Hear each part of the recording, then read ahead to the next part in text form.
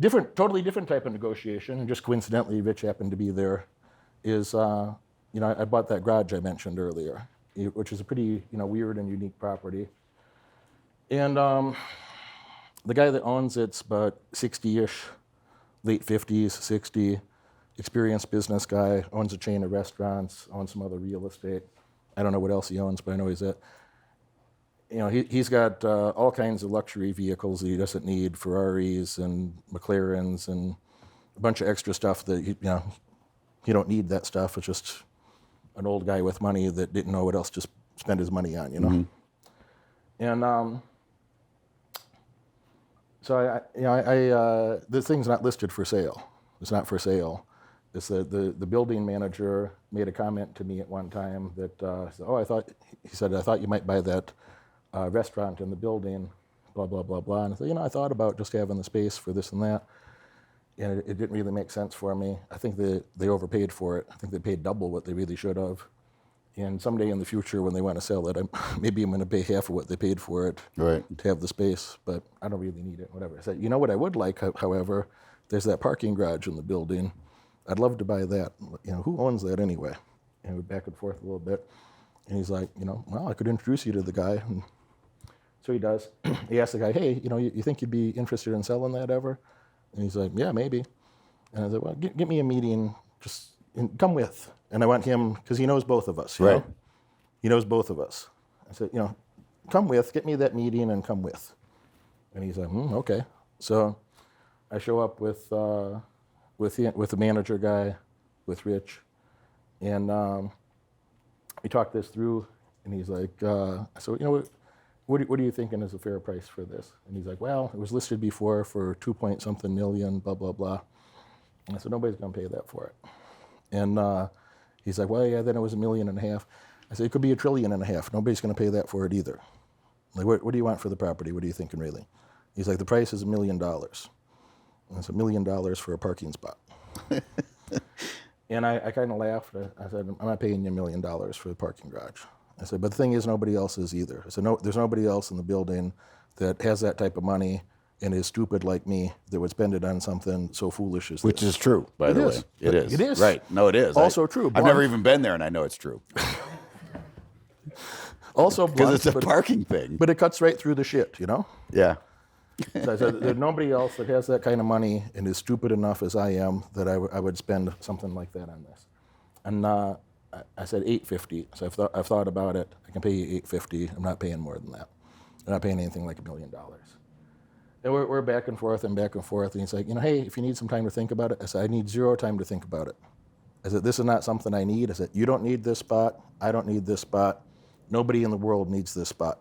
But again, I'm the only person that has the money and is dumb enough to bail you out of you not needing the spot. So if you want to sell it, I'm the guy. If you don't want to sell it, that's okay. But I said, I don't need any time to think about it. If we don't shake hands and have a preliminary agreement, I'll take it to an attorney and have it drafted. I'll get you a draft in 2 days for your attorney review. Yeah. And so if we don't have that deal when we leave here, I'm never thinking about it again. And that's a pretty hard close. Really. But it's also sincere. It's a good close. I'm not going to go back and forth with the guy forever about it. And I'd be thinking $850 for a garage is a lot of money. And I'd be thinking he's right. No one else will ever even know it's here.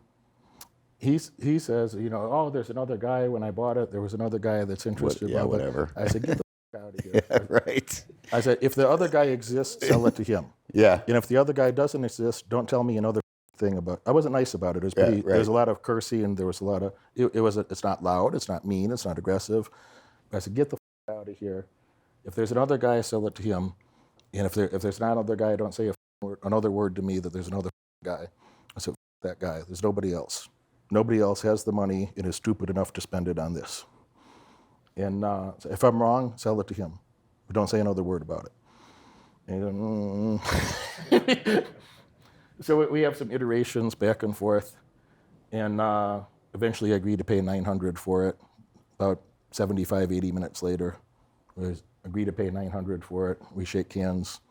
I get him the attorney drafter. I get him a contract in a day and a half. And you closed it? Yeah. And then I spend $400,000 on the remodel because you didn't have crystal chandeliers before. Well, you got to have that shit. You didn't have. Yeah. There was no marble. There were no marble For slabs. your car? Yeah. There weren't even marble baseboards. Did you get that Maybach? How can I have Did a you get that garage? Maybach? I had a Maybach for years. I thought you were I told bought a me. Rolls Royce a few months ago. Yeah, it was what? Maybe it was that. Yeah, the Phantom came back in June. So, you know, but I told him before, that was part of that negotiation too. I said, hey, you know, I just spent $800,000 on a car. You know, I'm not spending $1 million on a parking spot for the car. And it was literally the next month, you know. So anyway, by the time he started talking about closing dates, we got off the money. He Yep. he Then shifted from you the got money it, right. to You're there. how soon could we close? He sold it in his head. Yeah.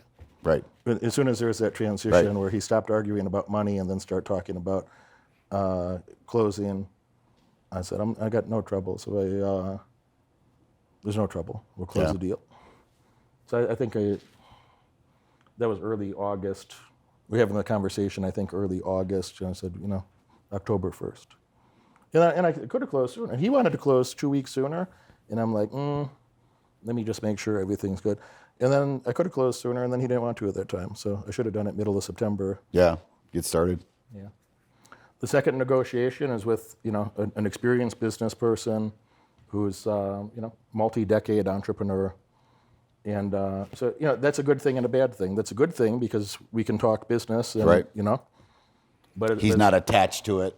You know, it's a lot of the land I bought, these guys were attached. They had lived there all their lives, right? He don't want to sell his cars. Yeah. He's got a bunch of cars that he doesn't need, and he's got another big house out in the suburbs. And he had to, the reason he didn't sell it to me in September is he wanted to install a bunch of lifts in some building so he can stack the cars on top Right, of each other right. in the lifts instead of selling the cars. Yeah, I've seen that before. And I get you like that many cars, bro? You need 20 nice cars? Like, I don't know. But I get for him he does, I guess. Right. So I'm like, but that was his concern about the timing, that he needs to find a place to put his cars and have these lifts installed, which are, I'm sure, not inexpensive. But yeah, there was something we had to work around with the timing. Yeah. So two totally different things. And yeah, I mean, sometimes you're gonna. I'm not being rude to the guy. I'm not insulting the guy. But the things that he's throwing at me is like, you know, maybe later, some other times. But no, there's no time in the future. I don't need this thing. You don't need the thing. I don't need the thing. Nobody needs this. If we're gonna do the deal, we're gonna do it now. If not, I'm not gonna think about it again. I'm not gonna spend time thinking about it again. If you're serious, let's do it now. If you're not serious, no problem. I don't need it anyway. It's not something I need. No one in the world needs this. You don't even need it. No one in the world needs it. It's something that a dumbass with too much money might want to have. But I'm going to not think about it again if we don't do it now. That was a very effective strategy. Now, do you feel good about your purchase? Yeah, it's something that I wanted for several years. Okay. That's good. And again, something that it wasn't even for sale. Right. But we made it for sale. And Then it was a successful negotiation. you know, the thing that I'll do with it, so follow the rest of this business model then. So I'm going to have, as silly as this sounds, I'm going to have about 1.3 million in that garage, which I couldn't sell it for that because it's very custom to my tastes. It looks like a house. You drive it into a house now. Right. To park fancy cars in the back.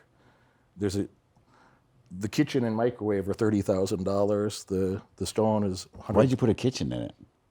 You don't have a kitchen in your garage? No, I don't. I barely have a kitchen in my kitchen. I thought you were the senior vice president. I am. They don't give you a kitchen in the garage? No. I don't even have a Next sink year- in my garage. Next, you're going to tell me that your amethyst slabs don't illuminate from behind. You don't have LEDs behind the amethyst I don't slabs. even know what that means. It looks really cool. I'd love for you to come. I just want to see your garage. Dope. Yeah. How cool is the garage? I love impressive shit. I never seen anything like it. Yeah. That's pretty cool.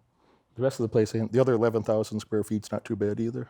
I saw a guy that spent $100,000 on his Christmas lights the other night, I'm too poor for that. and I'm like, God damn, that's a nice display. I'm too poor for that. Yeah. I'm like, No, this guy has a lot of money, but I was like, wow. I hope I somebody didn't think you else- could even spend that much on Christmas decorations, but you can. 1.3 million for a garage, but I'll go put a second studio in there. And then we'll do filming and we'll do fun stuff. Oh, there you go. Okay. Yeah. Then you can write it off too.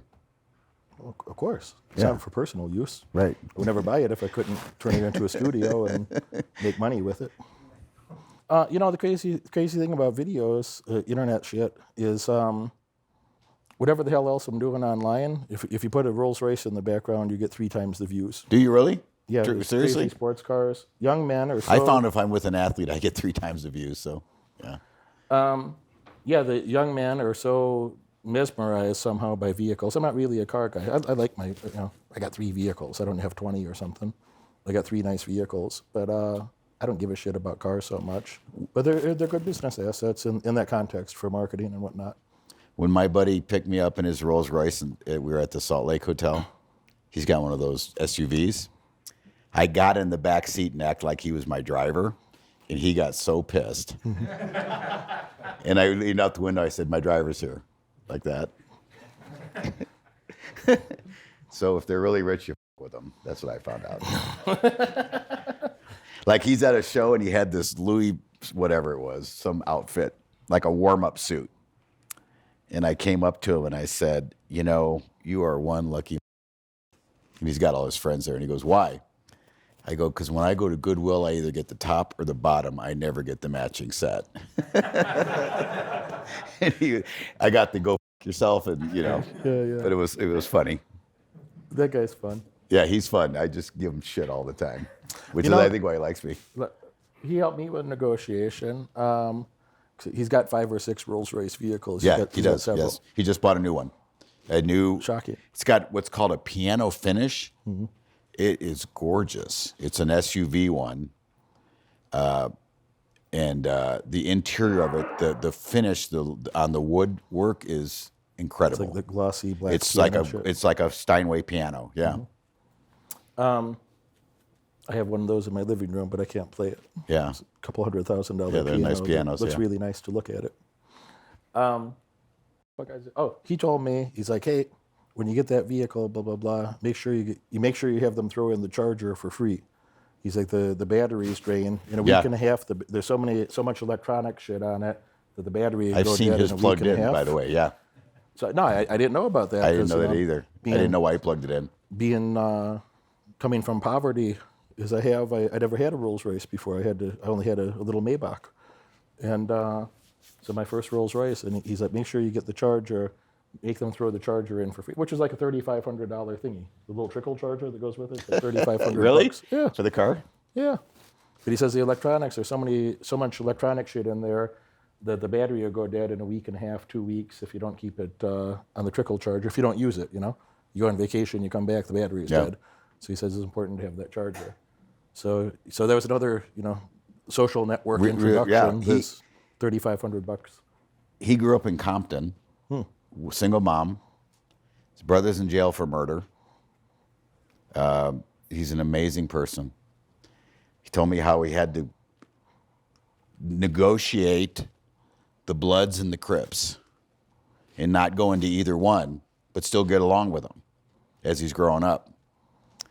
Starts a gym, figures out that he has some celebrities come in. So he gets his staff together and he says, "You don't talk to them. You don't take their picture. I don't give a shit what you get them towels, and they're just like anybody else." Pretty soon word gets out in Hollywood that that's the gym you go to because nobody with you. And I can tell you, I know some celebrities. One of my friends is a big celebrity who will no longer take pictures with people. And when I'm with him, I have to tell people, no, he won't do a picture. He told me it has taken over my life. Mm-hmm. And I looked at him and I was like, God damn, I had never thought of that. It's always, and Michelle will tell you this, can I just get a picture, just me? Can you just do me, please? And it's 1,000 people, right? But this guy's amazing. It started that gym. It got successful, got another one, opened another one, went to Asia, Taiwan, opened gyms all across Asia. And, but he comes from such humble beginnings like you that I think you have to recognize that with some, that's special. I mean, I had a good family. My dad was killed, but in a car accident. But I mean, he was everything a father could be, you know. And I think he's who taught me the integrity thing, because he was like that. I grew up around a bunch of criminals. Yeah, I know you told me mobile home, right? My father was in prison for cocaine trafficking. He had a 15-year prison sentence. My only uncle, also went to prison with him for the same 15 years. I was in court twice that the state was going to take me away from my mother and put me in foster care, which happily that didn't happen, because that wasn't, for people that did have that, it didn't seem like it was much fun for them. So, yeah, you know, I just thought earlier, like,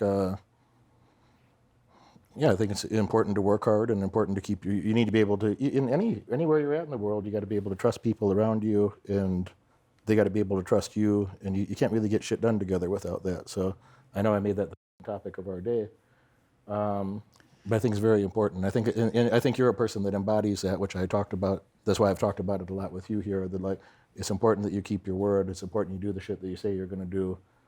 It's important to make sure you don't be so focused on money versus long-term value creation. The biggest profits you can make in life is never going to be a one-time transactional deal. It's going to be an ongoing long-term relationship, and then other things stem off of that, and other things stem off of that, and it changes your whole life over time if you do those things right. And there's nothing insincere about it.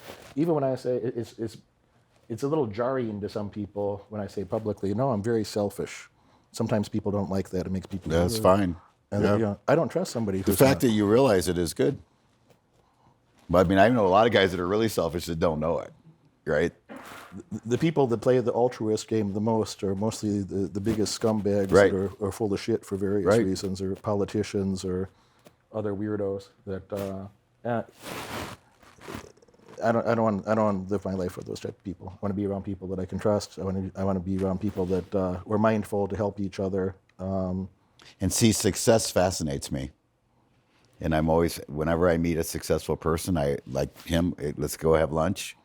I just wanted to pick your brain, see how you did it. I'm sorry, I No disappointed. no motive to get even. Sorry, I even disappointed you so No, I much. didn't even know if we go out to lunch ever again, right? I didn't know that. In the conversation, you were asking me how I got to where I was, and I'm asking you how you got to where you were. And all that stuff is how you learn. Because listen, none of us know it. None of us know it. We learn it when we're supposed to learn it. You just have to be receptive. And like he said, you know, you have to be able to tell yourself, look, I'm not, like I had times in my career, I'm like, I am not doing well. I need to get going, you know? And sometimes it was because I wanted to look good. There's all kinds of reasons why you don't do well. You know, we have such big egos. We want to look good. We're making bad decisions in order to look good for people. We're scared. We don't know how to do that. We've been asked to do something we don't know how to do. But you got to overcome all that shit, and you just got to do it. Like when the real estate market crashed, I lost a shitload of money. And I have friends today that still talk about that shit. I said to my wife, 15 years now. said to my wife, okay, we're going to shop at Ross, Macy's. I'm sorry about that. Seriously, that's what we did. Life was the same. I just didn't have the money I had before. But I've been able to fix that. Do you think you'll still be talking about that car in 15 years? No, I don't. I don't think I'm ever going to talk about it again, actually, after this get-together. I'm happy this was therapeutic for It was you. great. I've let it flow, man. I'm going to go release- meditate a little bit, and that'll be it. Release that pressure. Maybe ride the bike again. Yeah, I don't know. Thank I you really for- don't fixate on much, by the way. Just so you know, I don't. I'm like, what's in front of me today? That's what I'm fixated on. Right? What do I need to do today? And I'll tell you, the company I work for is so great. You're never finished. As soon as you get done with one thing, something else happens, and then there's always the unpredictable stuff. Then when you're dealing with 650 athletes, that shit's going to happen, right? And like he said, travel. We book all their travel. We make sure they're paid. I'm the one who approves the checks for all these guys, and it's in the millions. You know, we have not made a mistake yet. I put 4 people in front of me. That's how I didn't make the mistake. 4 people in front of me have to approve it before I approve it. So by the time it gets to me, I know it's good. I'll check to make sure, but it's, and that's, and the reason I did that is because I'm not an accounting guy. I don't know that much about accounting. I don't want to know that much about it. But I do know that if I pay somebody a bunch of money and I wasn't supposed to, people are going to get pissed. So I set up a system where I sign off, but I've got a person in accounting looking at it. I've got one of my team members looking at it, and I have a person from another department looking at it. Before I'm in my business, well, first of all, people don't have to ask me for little petty shit. If you need something to do your job, and it's something that's routine and normal shit, go buy it and then submit a reimbursement. That's how I am too. Yeah. Submit the reimbursement. You don't have to ask me to buy a $20 thingy that is like, if it's reasonably obvious that the thingy is going to help you do your job today, we don't need to have a conversation about that. Buy the thingy and do your job, and no problem. We don't have to have a conversation about that. But I look at every single reimbursement every single time. Every time. Yeah. Every single one. And I look at the receipt attached to it. So that the way that's formatted to me, we do they'll invoices, submit right? stuff to Same thing. They'll submit stuff to my CPA. The CPA prepares a report and sends it to me. And there's links to everything in the files. And I look at every single reimbursement. I click on every single line item, and I look at the receipt. Well, that's why you haven't gotten taken. And I don't want to see in there that, all right, there's a $80 Amazon order, right, and $20 of it was the thingy and $60 was a personal expense or something, That totally separate. I don't want to see that shit commingled, So I want to see clean receipts, clean stuff. And yeah, we would get that. We would get that sometimes with staffing on travel.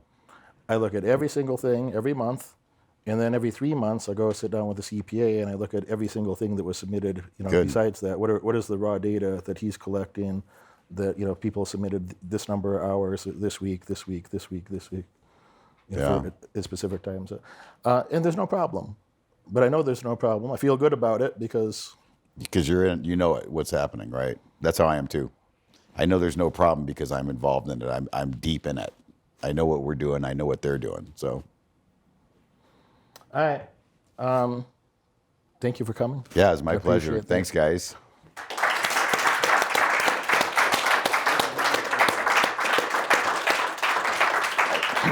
You watch this video all the way through, and that tells me you're dedicated to learning more and earning far above average outcomes in your life. Congratulations for that.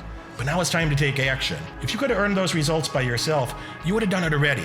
My head coach has opened up a few spots on his high-demand calendar for an in-person, one-on-one strategy session to help you. On this call, we'll give you the pragmatic advice that you can implement tonight to get laser-focused on the right metrics and leave mediocrity far behind in your past. Click that link right now in the description below and apply for your call immediately.